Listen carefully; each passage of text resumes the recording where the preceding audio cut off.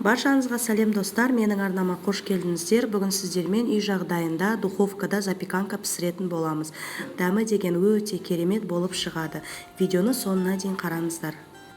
Ең алдымен бізге керек заттар: тауық еті, пияз, сарымсақ, сәбіз, картоп, тұз, қара бұрыш және қаймақ 20%. Ал енді ыдысымызға тауық еті және сәбізді саламыз.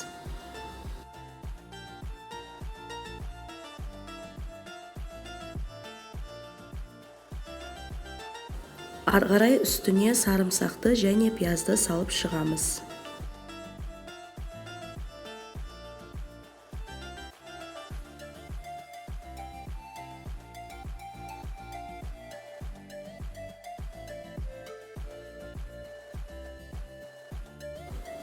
Ал енді үстіне картопымызды салып шығамыз.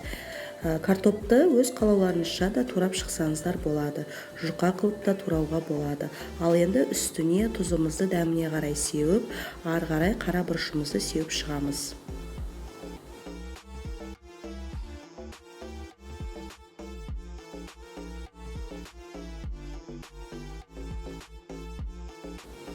Енді үстіне қаймақты салып шығамыз, сосын барып қолымызбен жақсылап тұрып араластырып шығамыз. Негізі қаймақтың орнына майонезбен де алмастыруға болады.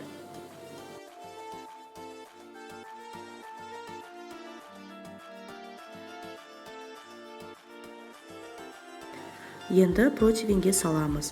Қызып тұрған пеште 180 градуста 45 минутта пісіріп аламыз.